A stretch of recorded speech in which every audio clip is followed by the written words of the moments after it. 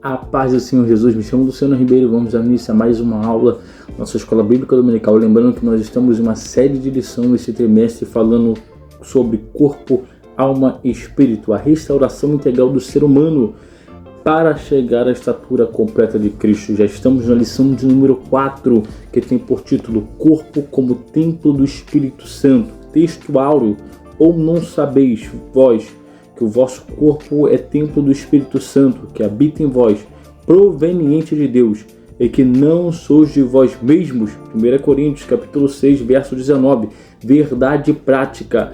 Ter consciência de que nosso corpo é habitação do Espírito Santo faz toda a diferença na maneira como o possuímos. Temos aqui também nossos slides a leitura bíblica diária. Você acompanha na tua casa de segunda a sábado. Você que não tem lido, você que não tem conseguido ler, leia de segunda a sábado aí. Se você já está atrasado nos dias, pode ler tudo em um dia só, mas acompanhe esses versículos que vão enriquecer mais ainda o seu conhecimento. Essa aula está baseada em 1 Coríntios capítulo 3, verso 16, verso 17, 1 Coríntios capítulo 6, verso 15 ao verso 20. Então essa é a base para a aula de hoje. Então vamos entender um pouco o propósito da aula de hoje, o corpo como templo do Espírito Santo. Na aula passada nós falamos do corpo e as consequências do pecado, mostrando que o corpo ele foi danificado, o corpo agora se deteriora por causa do pecado. Mas agora também a gente fala sobre uma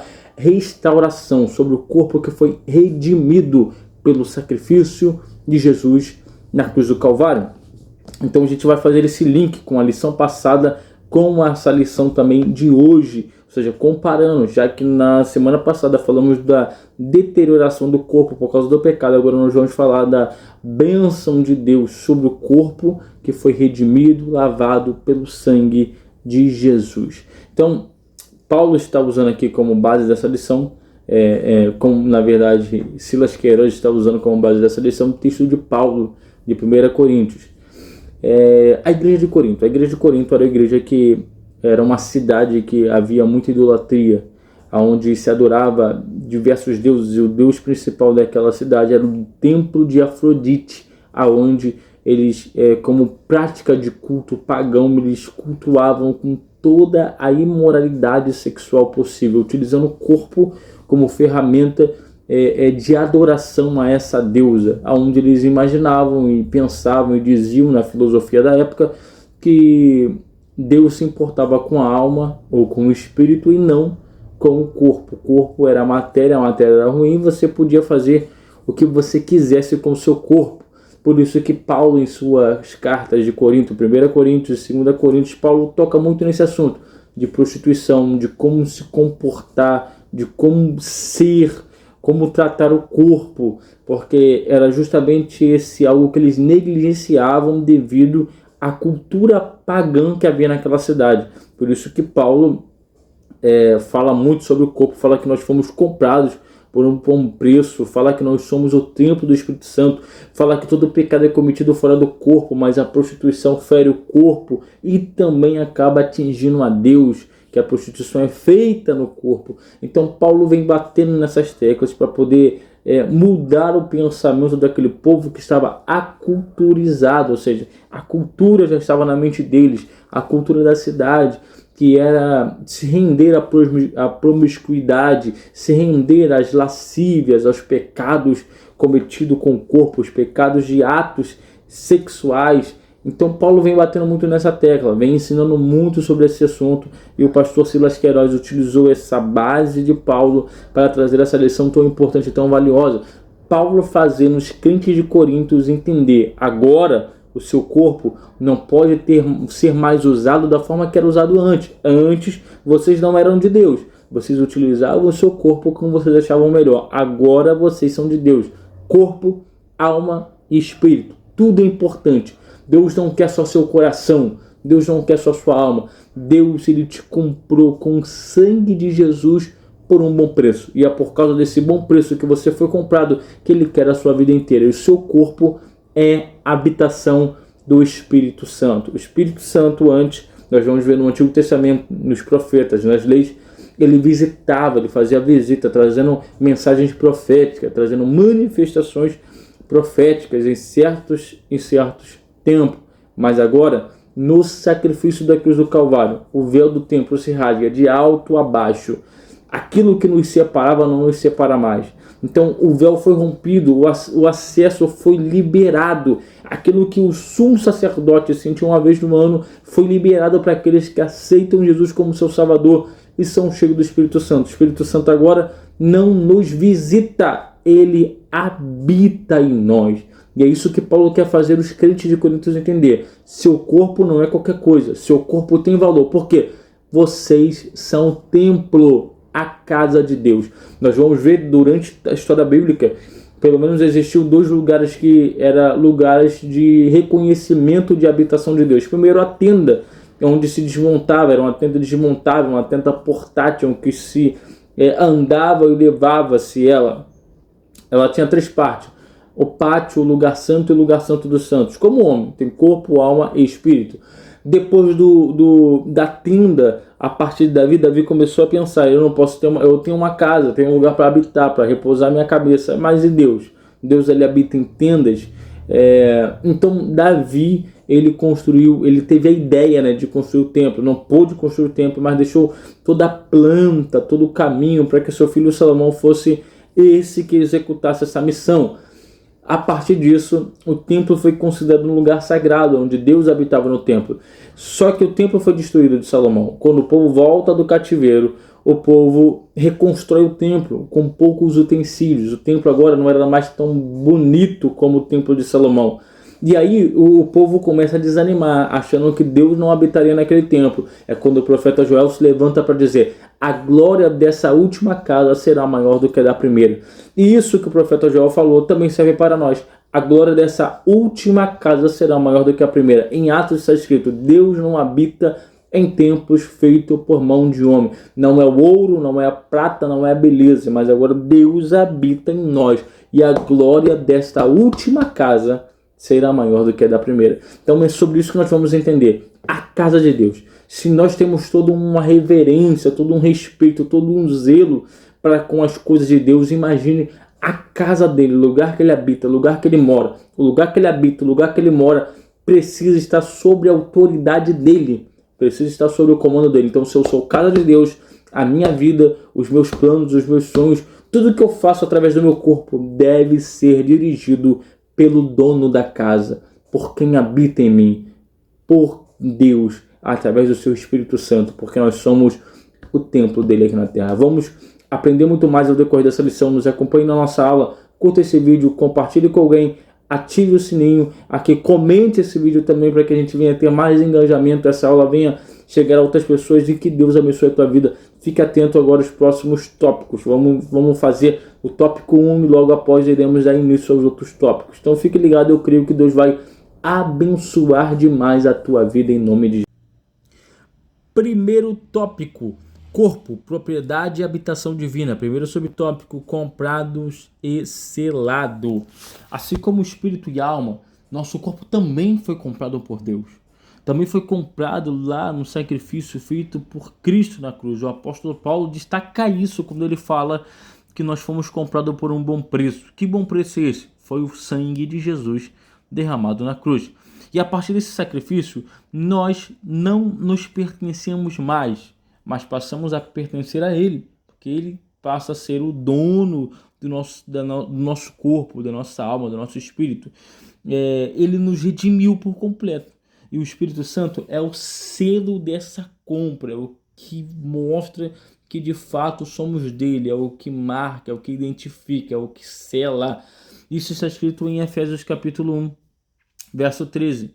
Em quem também vós, depois que ouviste a palavra da verdade, foste selado com o Espírito da promessa. Jesus prometeu aos discípulos, ele disse, João capítulo 14, verso 16 e 17, eu rogarei ao Pai, e ele vos dará outro Consolador, para que fiquem convosco para sempre. E o Espírito da verdade, que habita em vós, estará, e que habita conosco, estará em vós. Essa expressão revela as duas etapas da presença, do Espírito Santo.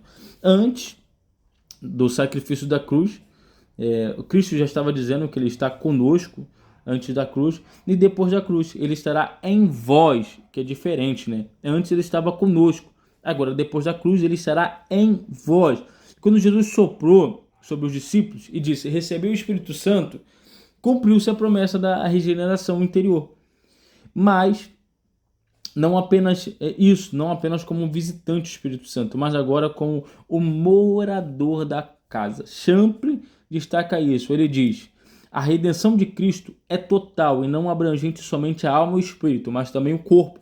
O corpo físico é parte do homem redimido, portanto, deve refletir a santidade daquele que habita, o Espírito Santo. Billy Graham também comenta sobre esse assunto. Ele fala, quando o Espírito Santo entra na vida da pessoa, ele não vem como hóspede, mas como dono da casa. Ele deseja governar cada área, mente, corpo, espírito. O Espírito não compartilha o trono com o pecado. Então, Billy Graham aqui está deixando bem claro e destacado que quando o Espírito Santo, que é o selo, está sobre nós, a nossa vida deve ser dirigida, controlada por Ele e não por nós mesmos. Aquele que de fato é nascido de novo, aquele que de fato aceitou Cristo, ele entrega tudo, inclusive seus desejos, suas vontades, o seu corpo, para ser cuidado e comandado na direção de Deus. Essa história de que Deus quer só o coração não se encaixa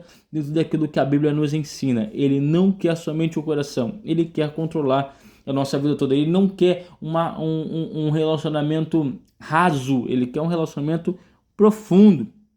Então, quando a gente observa dentro da Bíblia Sagrada, a gente vê vários conselhos tratando do corpo, principalmente em 1 Coríntios, que fala para fugir da imoralidade e do pecado sexual. Está em 1 Coríntios capítulo 6, verso 18. Porque o Espírito que está em nós, ele controla a nossa vida, ele nos traz o equilíbrio para que a gente tenha um autocontrole, para que a gente tenha domínio e também para que a gente tenha cuidado do nosso corpo, como cuidar da saúde, cuidar da alimentação e também para utilizar nosso corpo para consagração, para adoração a Deus, como Paulo fala em Romanos, que nós devemos se apresentar diante de Deus como sacrifícios vivos diante de Deus, diante do altar de Deus. Então, nós aprendemos nesse primeiro subtópico que nós fomos comprados e selados, e uma vez que você compra e sela algo, esse algo lhe pertence. Nosso corpo pertence a Deus, então nós não devemos utilizar ele para imoralidade, para injustiça, mas sim para louvar e glorificar e honrar o nome do nosso Deus, o nosso Criador, aquele que nos comprou e nos selou com o sangue de Jesus na cruz do Calvário. Segundo subtópico, não sabeis vós? Uma pergunta. Então, esse segundo subtópico aqui é uma pergunta de dentro de um versículo dito por Paulo. Porque Paulo está dizendo, não sabeis vós, como mostrando para eles que era algo que eles já conheciam, já sabia, algo que não era novidade. Paulo não está fazendo uma pergunta, Paulo está chamando a atenção espiritual da igreja. Essa expressão aparece pelo menos 4 vezes dentro de 1 Coríntios. 1 Coríntios 3,16, 1 Coríntios 6,15, 16 ao 19. Sempre momentos em que Paulo precisa lembrar os crentes de que algo que eles já sabiam, né? Mas não estavam vivendo. Ou seja, eles tinham conhecimento teórico, mas faltava maturidade espiritual para aplicar isso na verdade, na prática. A igreja de Corinto havia recebido um ensinamento sólido. Paulo ficou 18 meses lá, um dos maiores teólogos do Novo Testamento.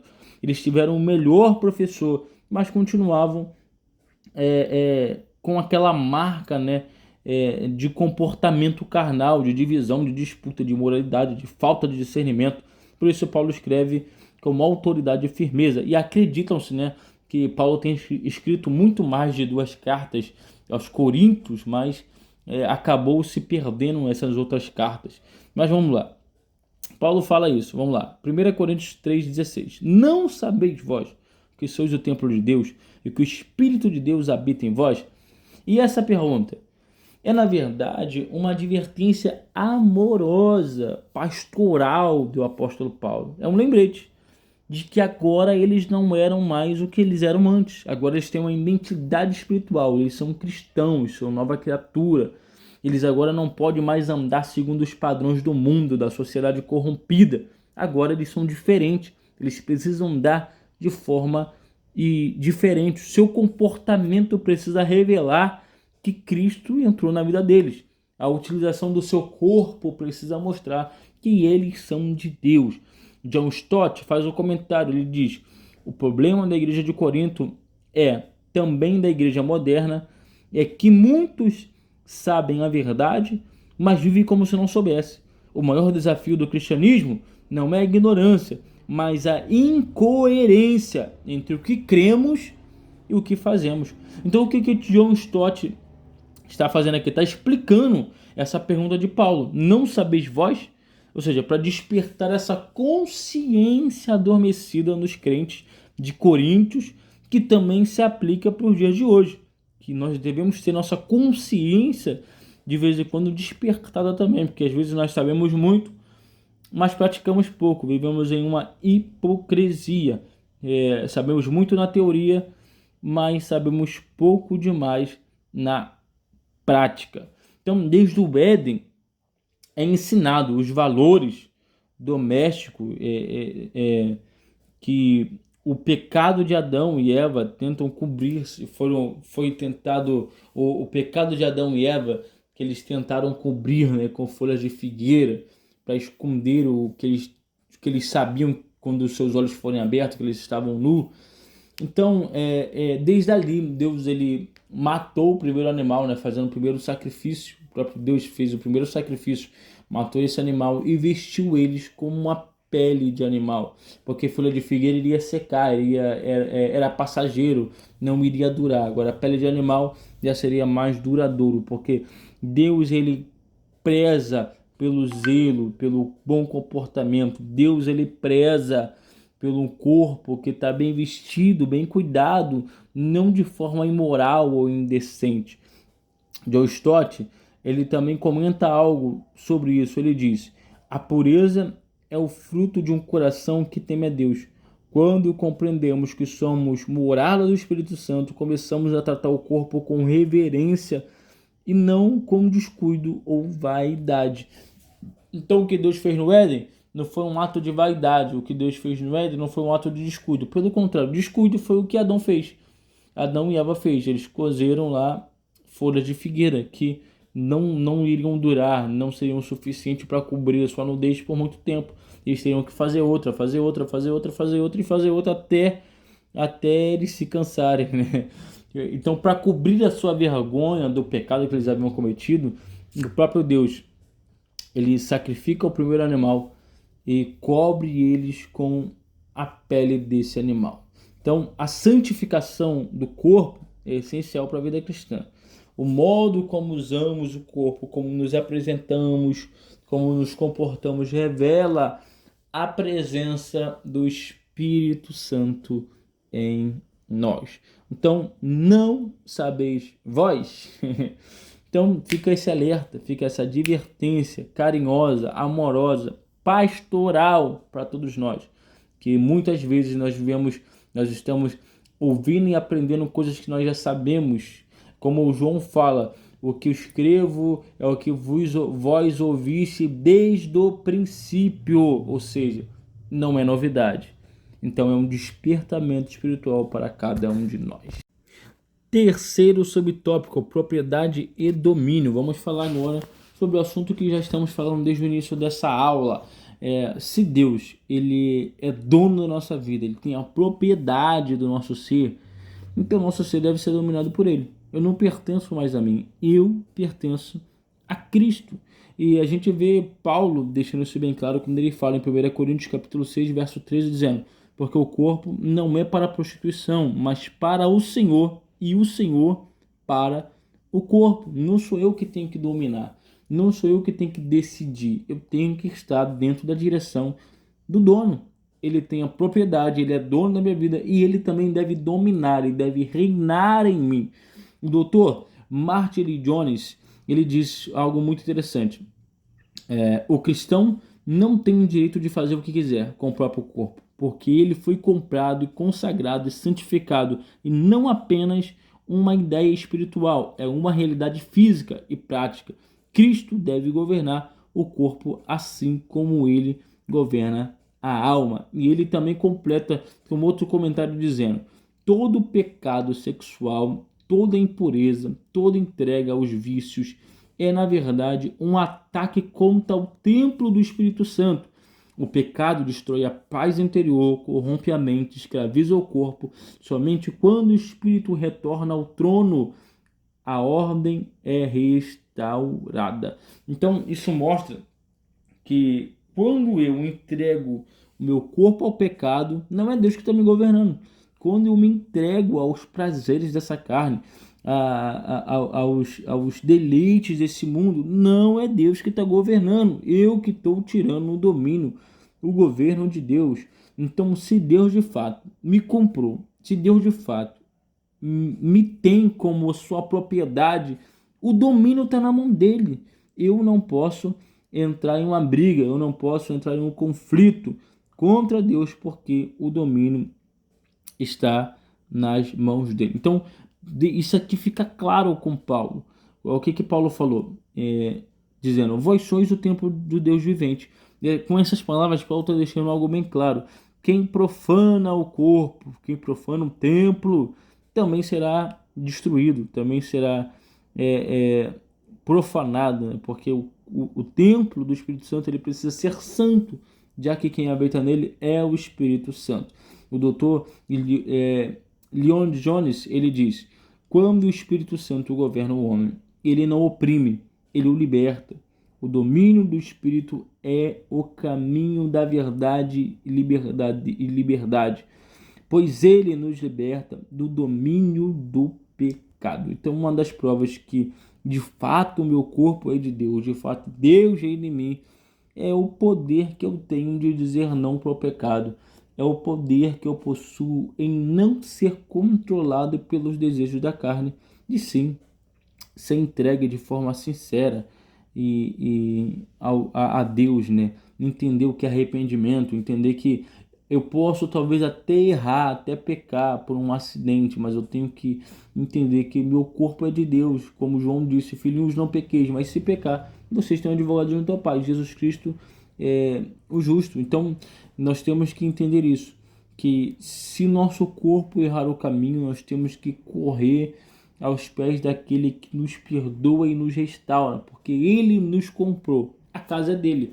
Se você tem uma casa, se você tem uma propriedade, você não vai deixar ou não vai querer que ninguém domine sobre essa propriedade. Se você comprou, se você pagou o preço, se você selou, colocou o teu nome, santificou, purificou, deixou a casa limpa, perfeita para a sua moradia, é lógico que você não vai querer que outra pessoa domine. Assim também é Deus.